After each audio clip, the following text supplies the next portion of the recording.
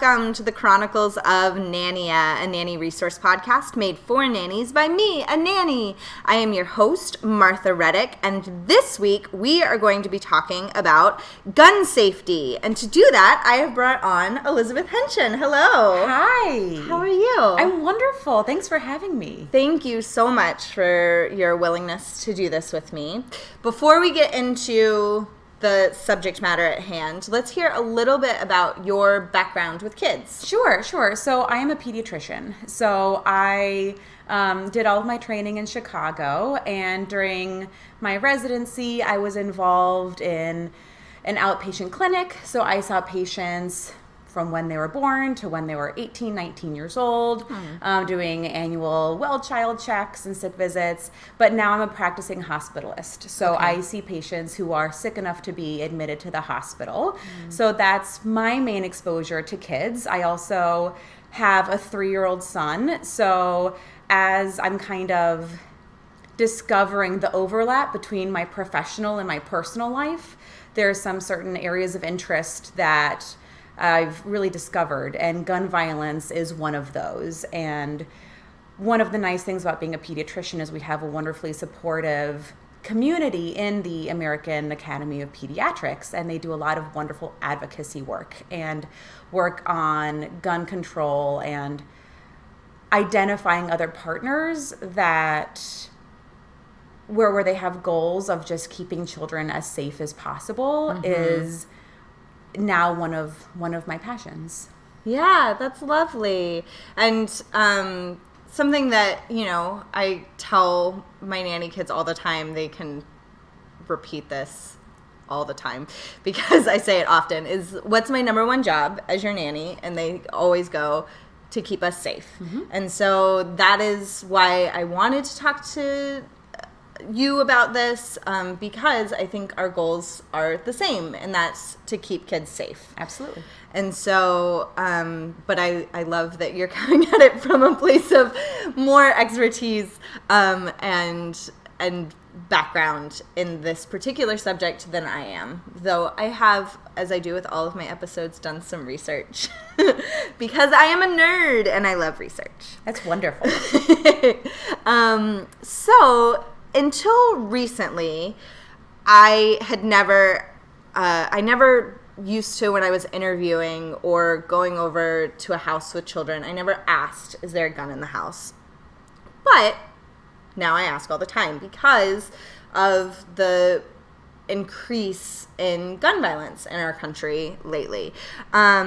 So if there's a gun in the home, what should a nanny know about the gun or guns? Because sometimes when there's one, there's lots, to help keep everyone, but especially the kids, safe. Sure. So, and I completely agree with you. It definitely is something that we need to bring awareness to. And in researching for this episode, there are a lot of statistics that really stood out to me in a very jarring way. Yeah. So the first is 1 in 3 children live in a house with a gun. Wow.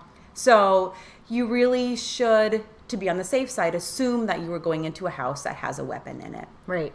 And the first thing you need to know is, how is that gun stored? Because there are recommendations on how to safely store a gun. So what we recommend is that if there is a firearm in the house, it needs to be stored unloaded and locked somewhere where children can't access it. They don't have access to the lock or the code or the key.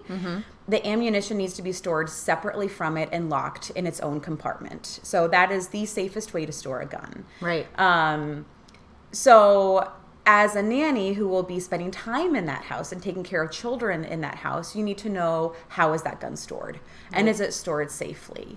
And where is it? So you know this room is off limits and no one should be playing in this room. One thing that you should also know is, as nannies, you already know this, but kids are very intuitive. Right. And they hear things that you don't think they hear. And they understand nonverbal cues better than we think they can. So there was a study showing that 75% of kids aged 5 to 14 years old know where the gun in their house is. Wow. Yeah. So you have to assume that there is a gun in the home, and you have to assume that the child knows where that gun is. Right.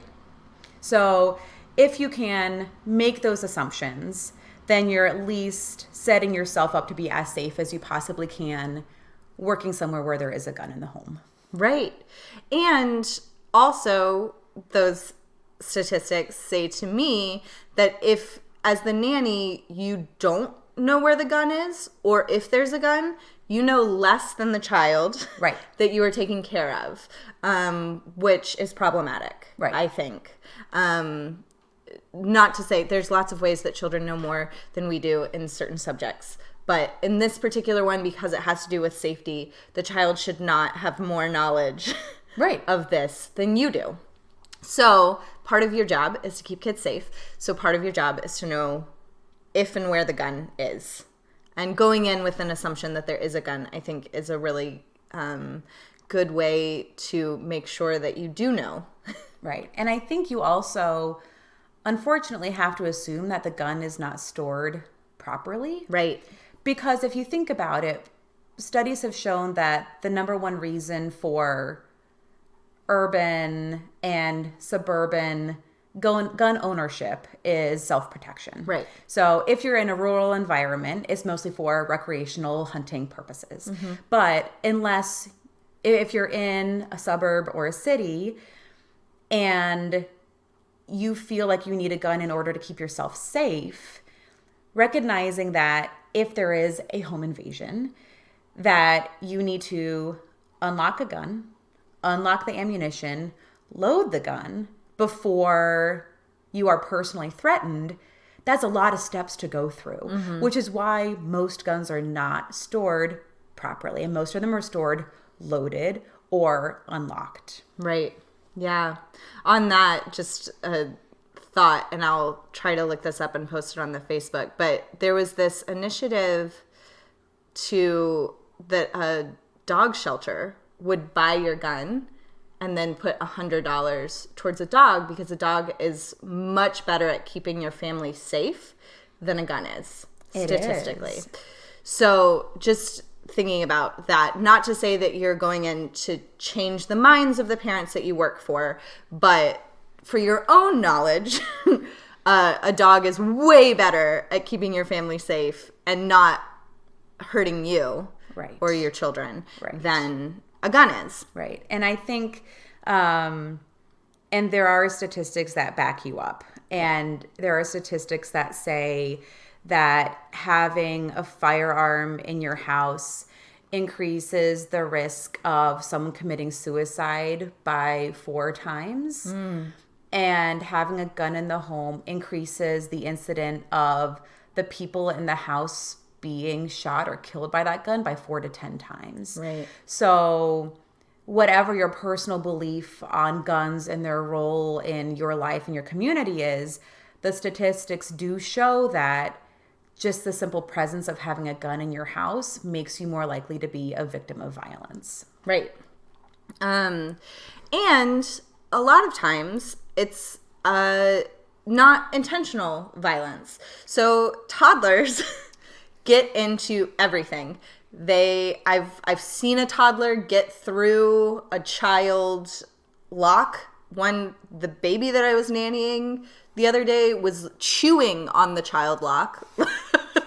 And I looked at it for like 3 seconds and then was like, okay, let's get you a toy that is more for you, that is more a toy.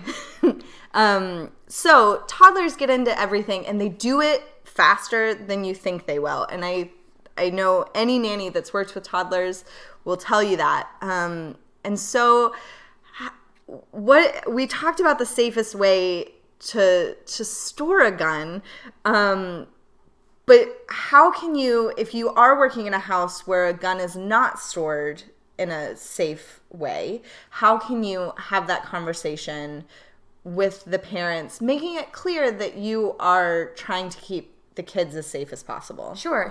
So I definitely appreciate that nannies come from a place of you're more vulnerable because you are being hired to do a job and you don't want to offend anybody. And the topic of guns can be very polarizing. Right. So I would approach it the same way that I approach kind of the sex talk with my teenage patients. Right. So you have to build a base of trust and you have to establish your goals in your job description. So the first thing I say is, it is my job to be here to protect you.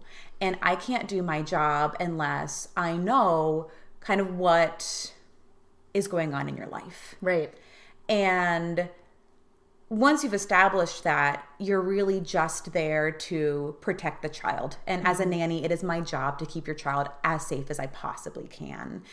And then I wouldn't necessarily start with a topic on guns. And this can be a conversation that you can have if you're interviewing for a new job, or if you are talking to a new family for like a play date. Right. So you can start by saying, does the child have any allergies?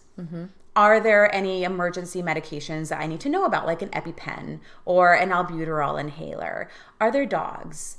Is your child scared of pets? Right. Is there a pool in the premises? What do you plan to have like for snacks? Are there any weapons in the house? And so you kind of build up to that. That's not the first question that you ask. That's brilliant. And by weapons, you can then elaborate on hunting knives, handguns, rifles. So you're not just Bows and arrows, BB guns. You're not just focusing on one specific thing. And then, is there going to be anyone that shouldn't be visiting the house? So you can really take it and ask a lot of information all at once, so it kind of dilutes out the power of the gun question or the anxiety of asking about that. Yeah. And it really does establish you as being thorough and being interested, and hopefully that family will understand, wow, this person really is interested in protecting my child. Right. And then if they say, yes, there is a gun in the home, then you can ask where is it?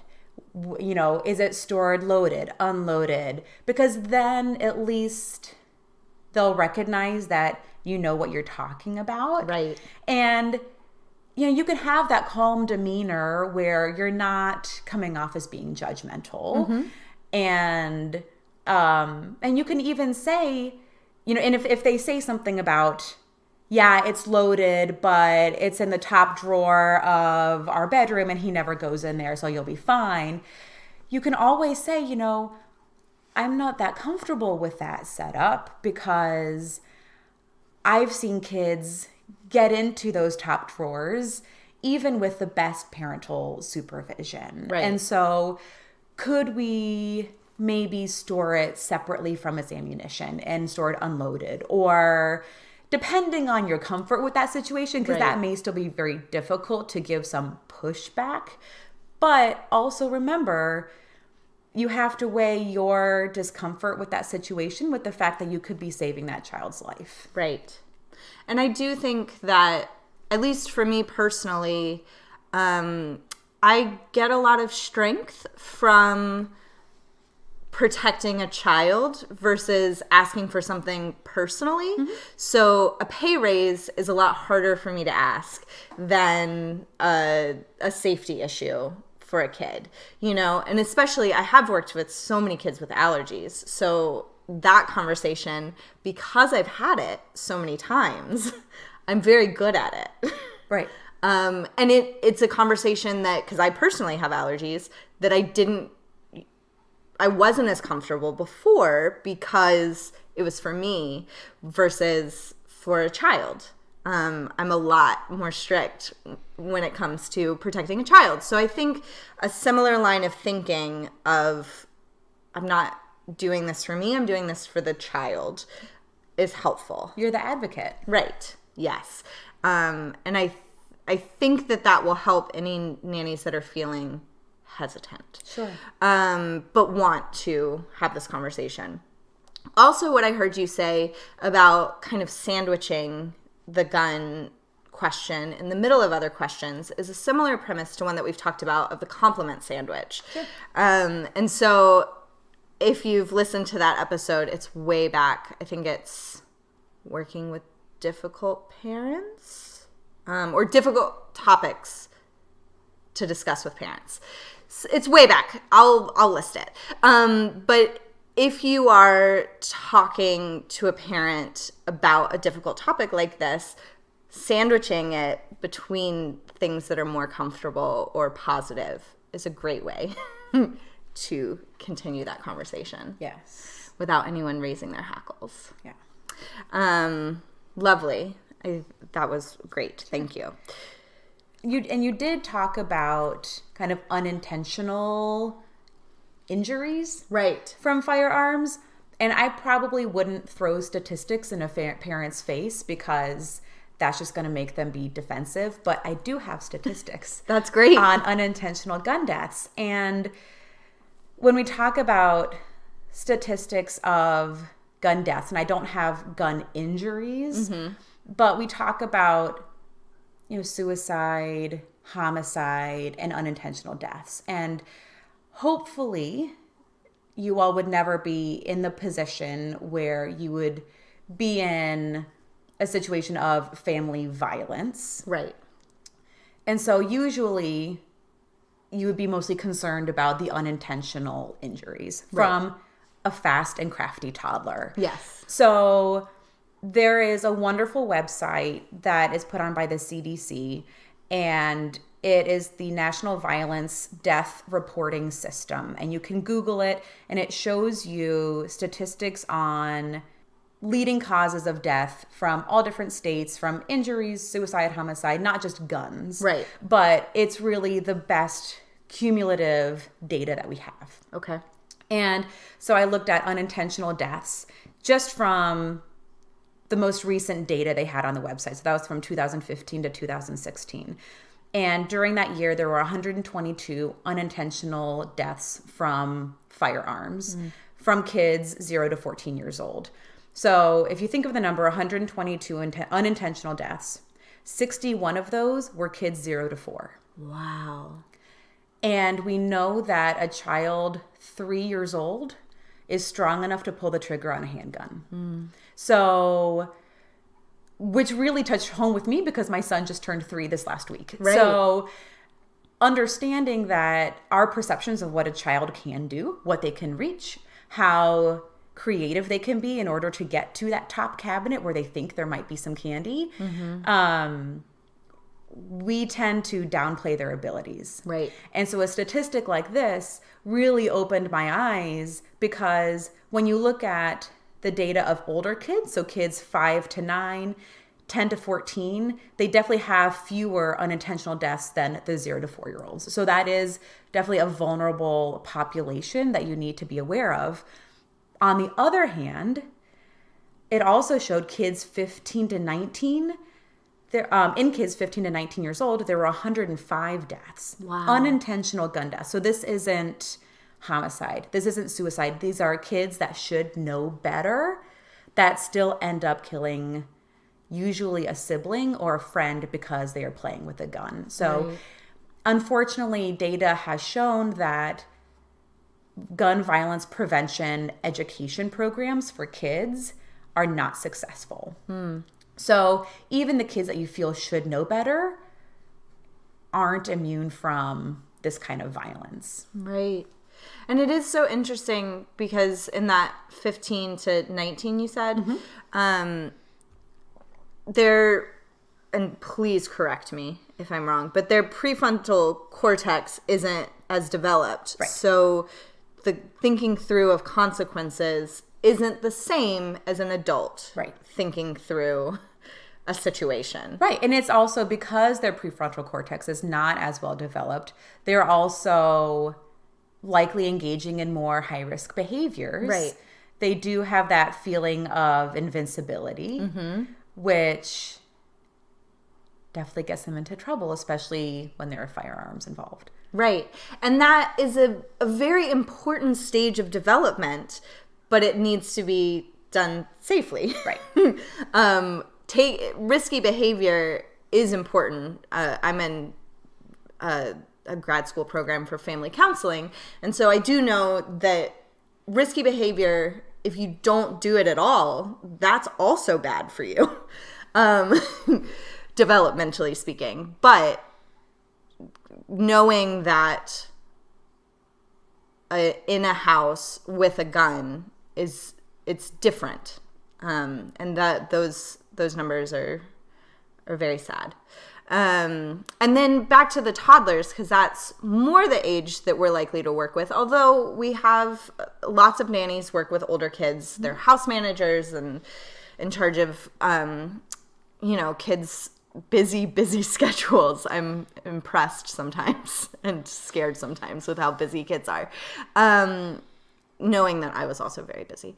But with those younger kids, often they have toy guns that we are fine with them playing and shooting at each other.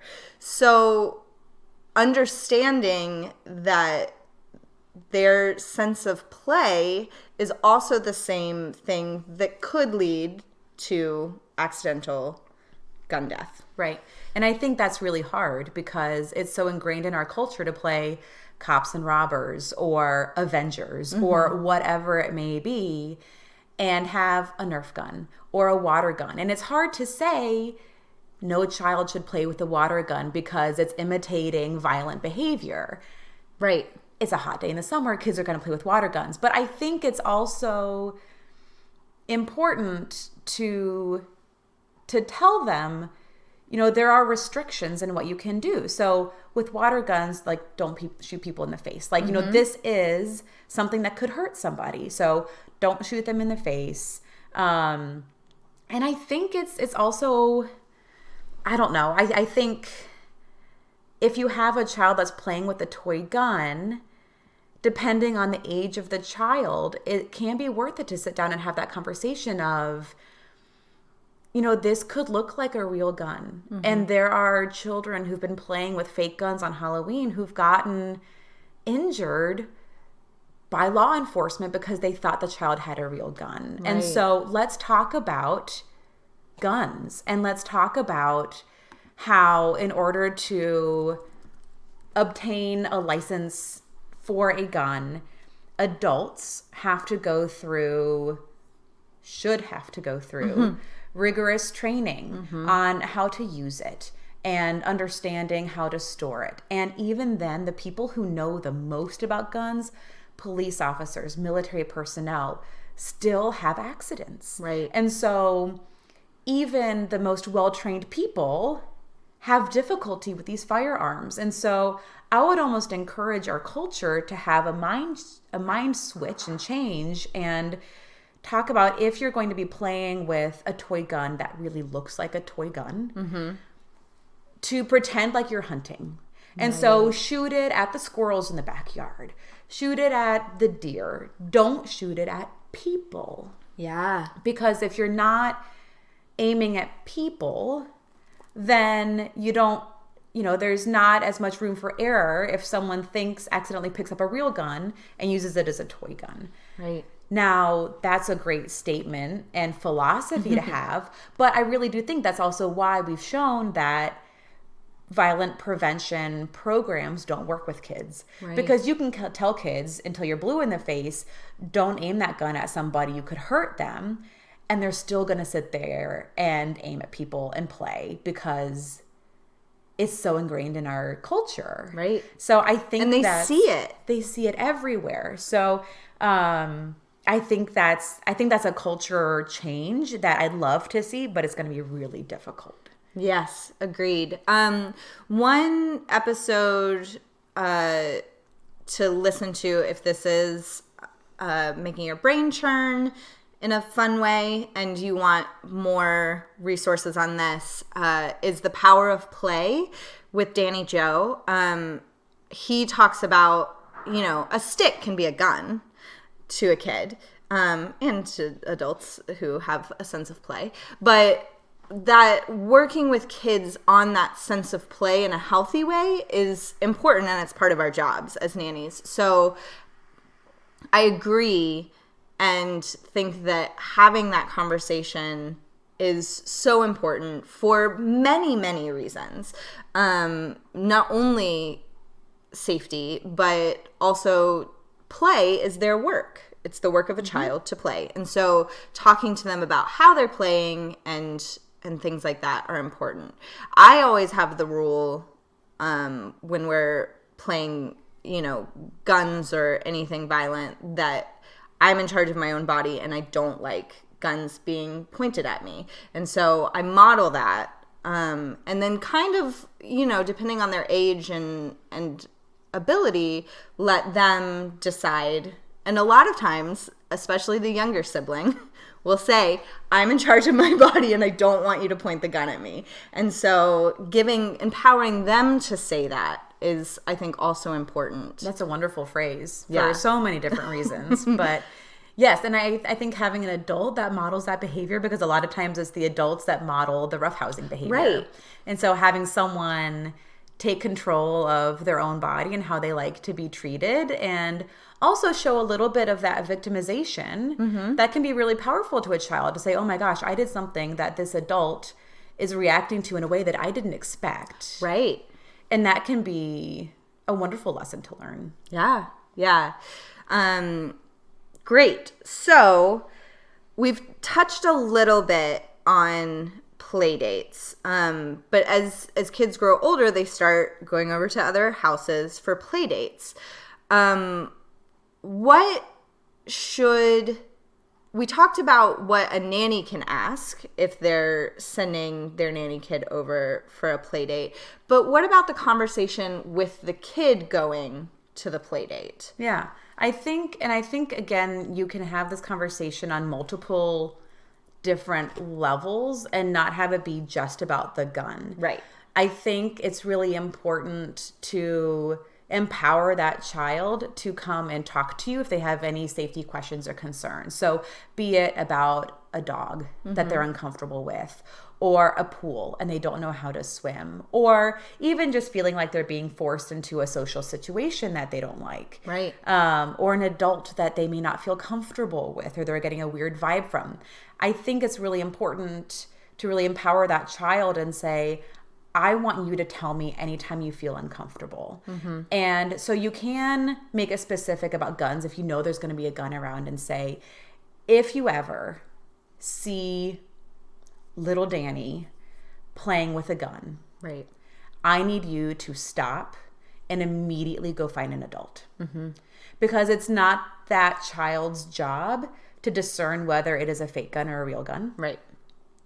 And it's not that child's job to sit there and tell their playmate, you should stop that. You should put it down. Because like we talked about, that child's instinct is to play and probably fire it at somebody or at themselves. So it's the see something, say something, and to find an adult, because it's not their job to do anything other than escalate it to the next person. Right.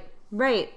Yes. And I think having that conversation is super important. But I do agree, having a conversation about lots of things on play dates, because it's a big milestone when a kid goes for their first play date, and empowering them to let you know about anything that makes them feel uncomfortable, I think is very, very important. And I think at the end of the play date, also having kind of a wrap-up conversation. Not only if you're not there witnessing everything, just debriefing of, what did you do? What did you play with? How did you like it? Do you like so-and-so? What did you think of their parents? What did you think of their dog? And that'll start, and you'll be able to sense if there's hesitancy, if there's a discomfort, and can zone in on that a little bit better. But having those wrap-up conversations can be really helpful too. Yeah, and I heard in your questions, it's not just how to go, fine, done. Asking specific questions. And there's a list, which I've posted before and we'll try to find, but about asking your kids how their day at school went, of it's like 100 different questions of asking, you know, who did you play with on the playground today? Who did you sit next to in circle time? What story did you read today? Things like that don't let kids just say fine and move on. Right. Because a lot of kids, especially if you're working with an introverted kid, will just want to say it was fine and move on no matter what happened. Even if it was the best day of their life, they want to say it was fine and move on. Or you could be like my kid and say, we went outside and played in the pool. And it's like, hun, there's snow on the ground. I don't think you did. Yes, that's also what they imagined they did can bleed over sometimes. Great. And we've talked about how to kind of broach the subject with parents or the nannies at the other house. Now, this is something that I actually didn't think of until right this moment. But let's say you're going over to a play date and the nanny is the one there and they don't know if there's a gun in the house. Mm-hmm. How can you navigate that? And usually if you're going over and it's with another nanny, you're also staying because it's not fair to drop and run. That's nanny etiquette 101. Yeah, exactly. And just to have another adult is sometimes so nice. So, yeah, if the other nanny doesn't know, but you're already there and you didn't think about it ahead of time. Sure. I mean, I think the first thing for a kid's safety is that you just have to be hyper vigilant. Right. And you have to assume, like the statistics say, that you have to assume that there's a gun there. Right. And so you need to be in every room where the children are, whether that's restricting their play zone to we're just going to stay in this room. And again, that's kind of treating it like if there was a dog or something else that you don't know if it's a friendly dog. You don't know what sets that dog off. Right. Kind of isolating them from whatever could be a risk. Yeah. And then I'd also, at the end of the play date, I'd also empower that nanny to talk to their family and help them understand why it's important. And so sometimes using some of those eye-opening statistics can be helpful. Right. But it's something for their own safety, for the safety of their children that they're responsible for, that they should be asking. So there's actually an Ask campaign that's going on. It's a joint venture with the AAP and I think it's the Bradley Initiative to End Gun Violence, something. I said that wrong. But, and it basically, the whole purpose is to just get people talking. Right. And so the pledge is, I pledge to ask if there is a gun in the home when I'm going to someone else's house. I pledge to ask if it is properly stored. So it's just the simple action of getting that information. Right. And starting those synapses firing in people's brains saying, wow, that person thinks this is an issue. Maybe I should think it's an issue too. Right, right. And also, as you were saying, restricting the play zone, that is not a play date to play hide and seek. Right. Things like that I would normally be fine with. And I know my older kiddos love playing hide and seek, especially in a new location. But that particular play date, don't play hide and seek. Or maybe one of those play dates where you play outside. Right. Yep. Agreed. If the weather is okay. Yeah. Or maybe that play date, you say, how about for this play date, we meet at Jump Zone, or wherever. Invite them to their Yeah. house. Yeah. To your house. Exactly. So there are a lot of different ways that you can still ensure the safety without having to force a conversation right in the hour before the play date, because that probably won't go well. Great.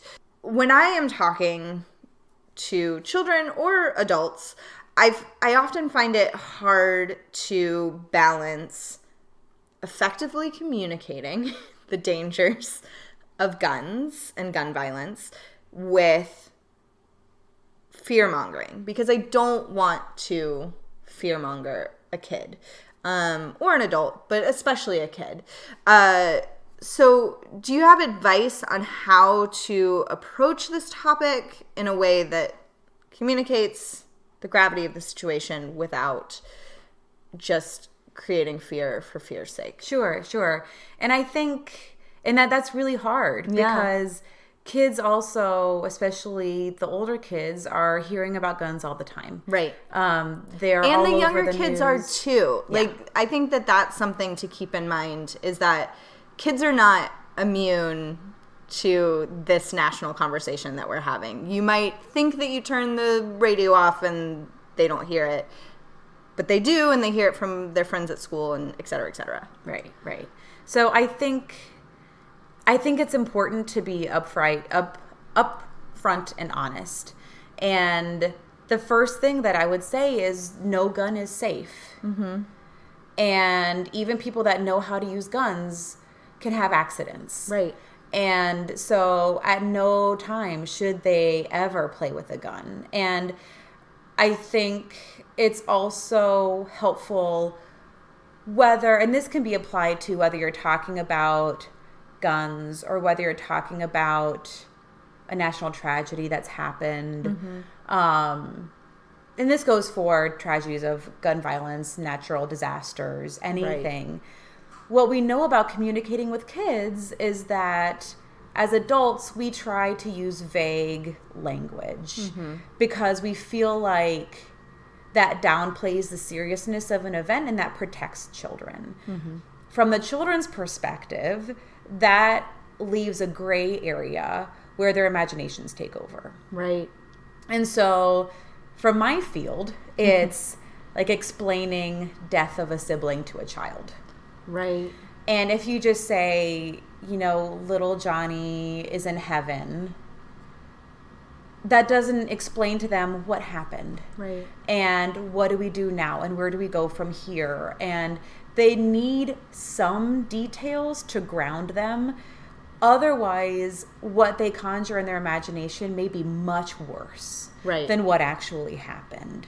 And then it also doesn't really give them an outlet to ask questions and to follow up and have a deeper understanding and a deeper communication or a deeper conversation to help them understand and process what's going on. So, and this is more maybe not answering your question, but as we see instances of shootings on TV, on the radio, it's really important to avoid that vague language and say, somebody was hurt in a place far, far away from us. That doesn't give the child any helpful information. Right. And that doesn't help protect them in the future. So you can, but you also don't want to give copious details and terrify the child. Right. So you can give the specifics of there was somebody who took a gun to school and there were 20 children that were killed in Connecticut, which is a state 10 states east of us. Right. And that really makes mommy feel sad. And that makes me feel angry because no child should ever be hurt. Right. And that gives enough details that they know there was a gun involved so that they understand how serious guns are. And they understand that guns can kill people. Granted, their understanding of what death is varies by age and their experience. But it also gives you the opportunity to share your feelings and validate their feelings. Yeah. And then sit down and say, what have you heard about this? What is your understanding of this event? And what do you know about guns? Yeah. And how does that make you feel? Because it's really our job to give them those coping skills and that safe place for communication so that if they hear of someone that brought a gun to school, they know, I've talked to Martha about this before and she thought this was a really big issue. Maybe I should talk to her again about it. Right. And the open lines of communication are so important. Yes, and I think also encouraging them to continue to talk about it. So having that conversation once it wraps up, ending with, if you ever have a question about this, please ask me. Yeah. I would love to either tell you, or we can learn together if I don't know. Which is a different issue of showing that sometimes adults don't know. But I think that that's super important too, I might not know the answer to that, but I would love to learn and get back to you, or learn with you, depending on the age and how comfortable you are in the subject and all that. And I think it also opens up kind of what we've already talked about, is guns can be very dangerous, and there's no safe gun. So when you're playing with a toy gun, you have to be very careful, and you should be treating it like a real gun. So like we said, aiming it at trees, at squirrels. Don't aim it at people. And the reason that, Martha is harping on this is because guns do hurt people. Right. And so if you start kind of training them to have that respect for the object they're playing with, then maybe that'll stick in their mind. Right.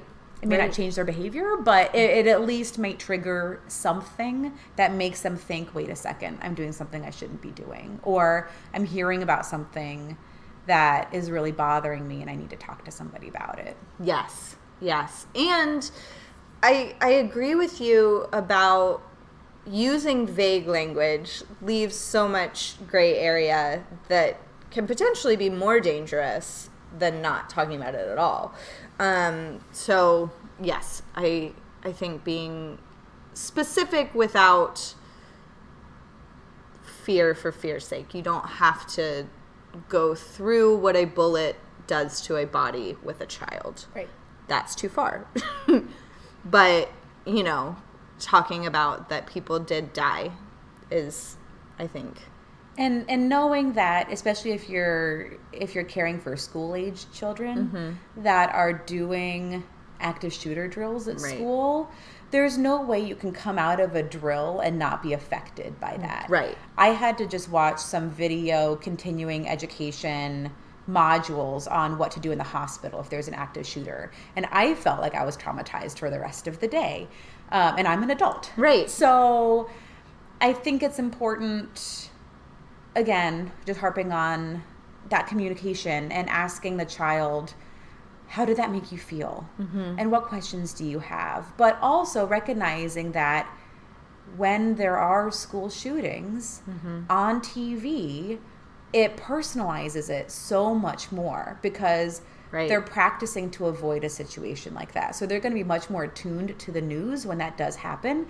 And so you really do have to filter what they're exposed to because there's a point where too much information is detrimental. And so hearing the sound of gunshots on TV, watching footage is not helpful. So whether you can record the news, preview it, and then watch it with the child, pausing it and stopping and asking, how is this making you feel? What are you understanding about what's going on? So more active participant listening can be helpful for the older kids to help them process what's going on, or just not have them watch the media. Right.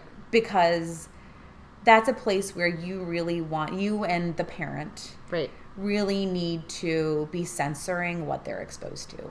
Right.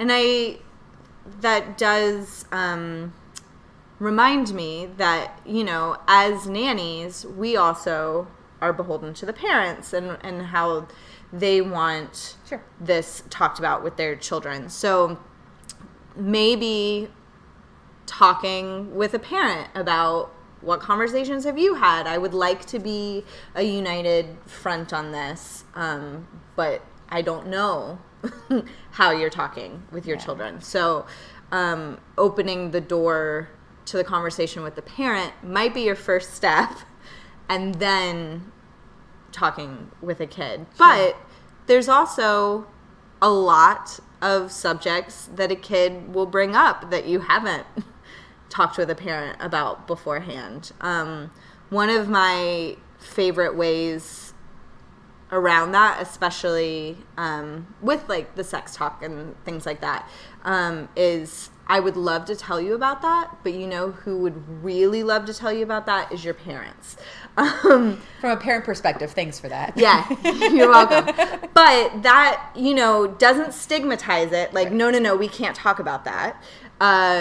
And also makes it so that the parent can deal with it in the way. I also do that with religious topics if I don't know how the parents feel about that. Sometimes I'll present different views and say these are different things that people believe, but your parents will want to talk to you about what your family believes. Yeah. Things And then like telling the parents, no, little Johnny had questions about this and this and this today, and this is how I talked about it, but it's a conversation that maybe you should have with him because now he's asking. Right, exactly. And I think one thing that's helpful for nannies to know are some of the signs that kids are really being affected by something. Yes. So if they are feeling more traumatized, a lot of kids start having vague medical symptoms. So Okay. the two ones that we really see a lot are complaints of headaches that they never used to have before, vague complaints of abdominal pain without like vomiting, Right. diarrhea, without other concerning symptoms that happen really immediately after a traumatic incident. Yeah. If they're not sleeping well at night, if they are being really clingy to caregivers, so parents to nannies are not wanting to go to school, those are other signs. So you can be on the lookout for it and then bring it up to the parents' attention and say, listen, I think something's going on here. Right. Because I've noticed that Billy has been acting differently. And I really think that this has affected him more than we think it has. What have you said? How have you addressed this topic with him? Right. Right. And if they're like, we haven't, then saying, okay, great. I would love to work together to address this because it is affecting him. Right. It seems to me. And going from there. That's great advice. Because, yeah, I do. That can be such a mystery when kids suddenly, you know, have constant stomach issues. And you're like, well, what is going on? And a lot of times our brains go to more like what they're eating and things like that. But I do think keeping in mind that it could be stress or fear is a really good thing to keep in mind. Or headaches, yeah. I haven't experienced that yet, but the kids that I'm with are getting older, so we'll see if it comes down the line. So when you are talking with adults, is there, we can probably be more open about how we talk with other adults about this. Are there statistics or facts that can help us better understand this problem and better communicate with other adults about this? I love that you talked about the Ask campaign because I do think that that's important, just starting the conversation. Yeah. And I think with adults, sometimes it's helpful to use statistics, and sometimes since guns are so polarizing, sometimes that just puts up their walls and barriers and shuts them down. And we've talked a little bit about like the unintentional deaths and how just having a gun in the house increases the risk for suicide and homicide, and the members of that household, especially the female members of that household, being victims of gun violence. Right. But I think sometimes numbers also just smack you in the face and can be impactful. And so, again, the same website that I referenced earlier from the CDC, just looking from 2015 to 2016, there were, of kids 0 to 4 years old in the last year, there were 133 deaths from gun homicide. So that's one death every 3 days. Wow. In a child 0 to 4 years old. Wow. And that only escalates as the kids get older. So in 10 to 14-year-olds, there were 517 deaths Whoa. from guns. That's just homicide. Right. From 2015 to 2016. In the 15 to 19-year-olds, 4,800. Wow. So, granted, like we said, those are the teenagers that are also involved in other risky behaviors, thinking that they're adults with more decision-making capacity than their little immature prefrontal cortexes can handle. But it's also important to note that those are not isolated events. Right. So those 4,800 deaths, they likely had siblings and they had cousins and they had neighbors who are all going to be affected by those. So we can talk about numbers until we're blue in the face, but there are lots of other unmeasurable, unquantifiable victims. Right. That are affected by one instance of gun violence. Same with suicide, especially as depression and mental health issues are so unfortunately rampant in our society. Mm-hmm. Guns by suicide are the second, or guns are the second largest cause of death of suicide. Okay. In kids 5 to 14 years old. And it caused 300 deaths Wow. in the last 2015 to 2016. And when you talk about suicide, there are a lot of suicide plans that are more cries for help. Right. So kids overdosing or doing things that don't have the high mortality rates that suicide by gun has. So I've taken care of countless kids who've overdosed in the intensive care unit, on the pediatric floor. Granted, some of them don't make it. Right. But a lot of them we can save. Mm-hmm. It's very hard to save someone who wants to commit suicide with a gun. Right. So that's why it's so important. If there's anyone with mental health issues, depression in the family, it's so important to take that gun away. Right. And there are campaigns right now whereby family members or law enforcement can petition a court to remove guns from the possession of someone that they think is a risk to themselves or to society. Because we have had, I'm not sure it's the benefit of hindsight, but we have been able to find patterns between mass shooters or shooters of like a single instance where there are some common red flags. And so as we're starting to recognize those, we can try to take proactive steps. Right. Right. Yeah. I also know that postpartum depression is on the rise. So keeping that in mind as well. If there's a gun in the house and there's also a new baby, keeping that in mind, that hormones and the stress on your body of having a child can impact moms in a way that they haven't experienced before, and that they are not used to talking about, and may not have a support network built like they would have for other issues in their life. Sure. So especially if it's, the first in a group of friends to have a kid, something like that. You can't turn to your friends in the same way that you can about other things in your life. So just keeping that in mind.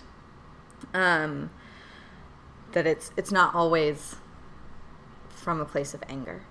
Yeah, and so in hearing all of this and kind of being smacked in the face by some of these statistics, if someone is listening and they want to do something, what are some ways that they can put their energy towards taking care of this problem? Yeah, so there are lots of local, state, federal initiatives.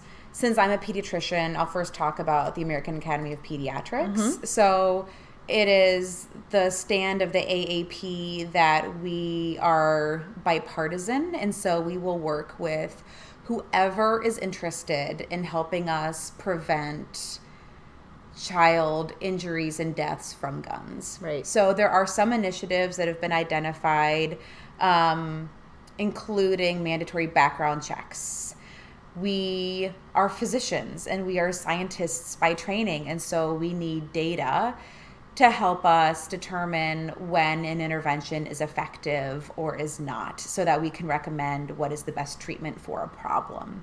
And we don't have good data on gun violence. There are some legislative actions that have been effectively blocking the ability to gather data on gun violence. So we are asking the federal government for $50 million in federal funding for gun violence prevention research, a ban on semi-automatic weapons, and then stronger gun laws. Also access to counseling, mental health, behavioral health for people that need it, but also for victims. There's also the Sandy Hook Promise, which is unfortunately in existence, but the board of directors or was founded by many of the parents and families of people that were killed at Sandy Hook in 2014? Yeah. 2012, I think. December 14th, 2012. Right. In Connecticut. And they are a grassroots organization that is really interested in being involved in every community. So they have opportunities for outreach leaders where they will train you to give talks, to wear t-shirts, to go door to door and talking about the importance of gun violence legislation. And they also have a very strong advocacy network and presence on the state and federal level. There, I talked about the Ask campaign. Any one of those organizations would be happy to take your donations.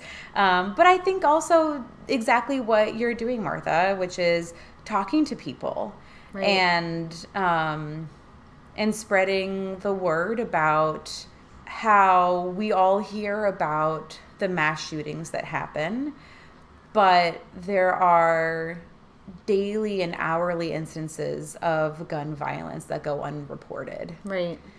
And maybe if we can make these small changes in our lives and be more aware of guns, then maybe we can put a dent in those numbers. But it also depends on where you are. So whether you have concealed carry permits, because then you also have to worry about, could there be a gun in someone's purse or someone's bag, or not just in the home. So you also have to tailor it towards your location and your own state and local laws. Yeah. I also found Project Safe Child, which I'm sure takes from some of the other places that you mentioned, but I found that website to be, they provide not scripts, but ways to get the conversation started and resources that to me felt very bipartisan and really focused on protecting the child. So if you are in a state where this conversation potentially is harder to have because of the polarizing nature of it, maybe visiting that website and even printing out some things from there would be a good idea, just to educate yourself before having the conversation. And keeping in mind, I love that list of, are there, is there a pool? Are there allergens? I love the idea of having it in a list of all the ways that you want to keep their child safe. That shows that you are professional and you are actually very concerned about the safety of the child in every aspect. And I think that that's, the pinnacle of what a nanny can do is work to keep a child safe. So I I agree that, you know, maybe donation is how you want to do it, but there also think about all the different ways that you can help.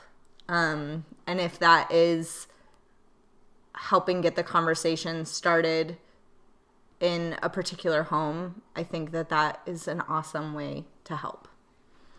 So, awesome. Yeah. Is there anything else that you'd like to talk about before we wrap up? I don't think so. I probably should have said this at the beginning, but we are just very thankful for you all doing amazing jobs, and we have a nanny that we love and is my child's second mother and is a member of our family. And so we definitely appreciate and value the contributions that nannies have to a family and to the growth and development of a child. And it's a wonderful community. Yeah, it is. I'm so thankful.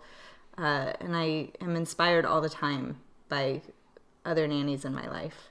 And parents. Man, parents are awesome. I mean, you all work so hard and for very little thanks. So I appreciate you as well. And if you have questions, if there's something that we didn't touch on, I would love to have an excuse to talk with Elizabeth more. So please email in to chroniclesofnania@gmail.com with any questions or concerns you have about what you've heard today, or if you want to discuss something further. My door is opened, my metaphorical online door is open to you to ask more questions. And if I don't know the answer, I will learn. Because I love to learn. So you'll be doing me a favor. There are links down in the show notes for the websites that we've referenced during this episode. So if you would like to look up more information on your own, please, you too can be a nerd and learn more. And we end each episode with a fun, cute, uplifting story. And this type of episode is one of the reasons why I have that as the end. In need of levity. Yes, exactly. So my story is about my 3-year-old. So he just turned 3 this last week, and we were getting ready to go to his doctor's office, and he knows the name of his dentist, and he talks about her all the time. And so as we were driving to his doctor's office, we were saying, do you know the name of your doctor? And she's going to go listen to your heart and listen to your breathing and see if there are elephants in your ears and fun things like that. And he kept nodding along, and we were sitting in the waiting room. He said, we're at the doctor's office. Who is your doctor? And he got this bright look in his face, and his eyes lit up, and he said, Dr. Seuss. And as a pediatrician myself, my heart just broke. And I thought, oh my gosh, that's amazing.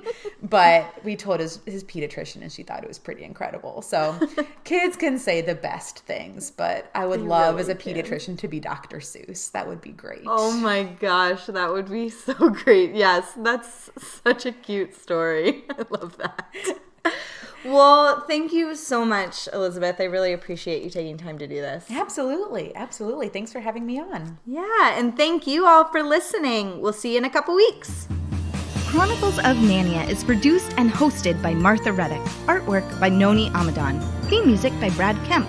Find him at secondbedroomstudio.com. Follow us on Facebook and Instagram at Chronicles of Nania and on Twitter at Nania Podcast. To contact us, email chroniclesofnania@gmail.com. Thanks for listening.